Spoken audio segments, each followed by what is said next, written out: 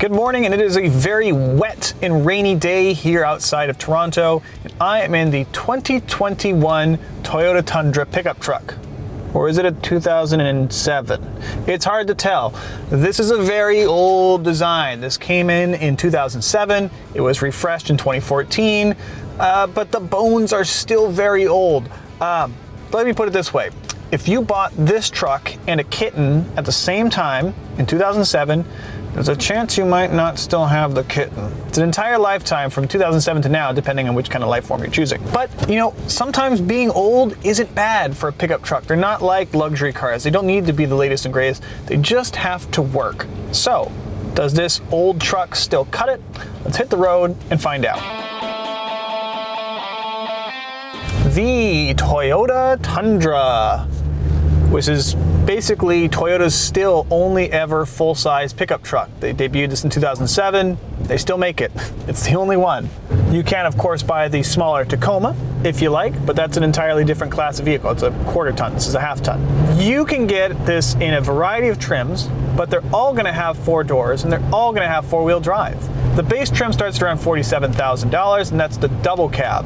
You can pay more to get more fancy versions. There's the $1,794 trim, which has like leather and some chrome accents. And what I'm in is the Trail, which is an option package on the SR5. Think of it as a lower medium trim. It's not a base model, and it's not quite into what I would call a mid-range. It's in the middle. And I think it's smart. I like what they've done with this lower end trims, you know. It's got a little bit of an appearance package. It's got blacked out wheels. It's got blacked out badges.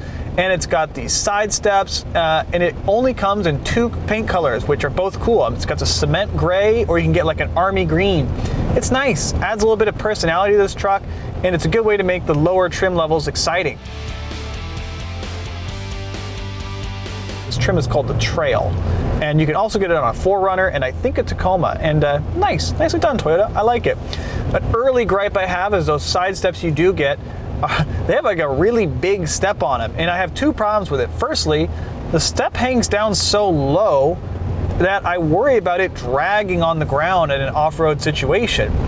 And secondly, they're so big that if you don't want to use the step because they're covered in mud and all the other things that, you know, go on a running board in winter, you have to step your foot kind of over it, or else it's going to get all over your pant leg. So I would prefer to see a smaller step located higher up, but it does make it really easy to get in and out of this thing, I will admit. I'm just not personally a fan of this side step design, but I like where they're going with it.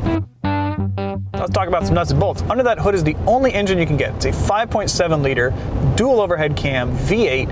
It makes 381 horsepower and 401 pound-feet of torque, and it's nice. And it sounds great when you're using it. Listen to that. It has a unique 4-into-2-into-1 stainless steel exhaust manifold, which is typically something you'd see on like a sports car, but here it's in a regular pickup truck, so good job, Toyota. Sounds cool. Every Toyota Tundra comes with a 6-speed automatic, and a 6-speed automatic is something that most manufacturers moved on, I don't know, 8 years ago.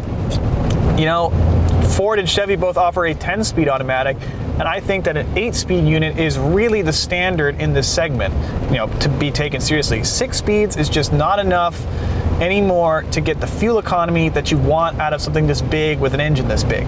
The Tundra and older trucks, you would hit a bump and then there'd be a secondary bump you feel as the whole truck just kind of went over the bump.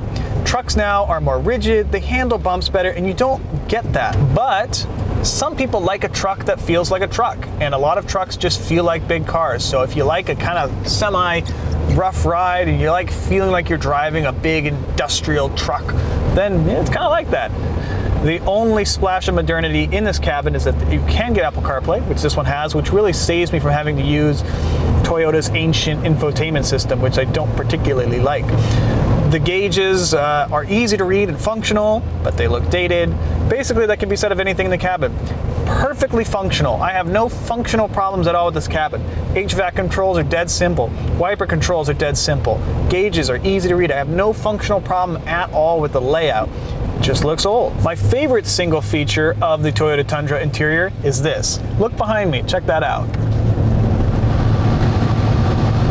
The entire rear window rolls down. I know this is not news because this thing came out 14 years ago, but it provides such a nice, pleasant breeze.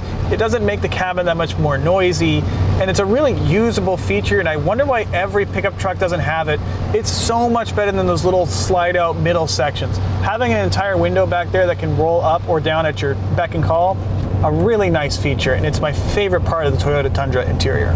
I get this is a big truck, but nothing is this big on the inside. I mean, look at my headroom, look at the distance in any direction, look at the distance between me and the steering wheel.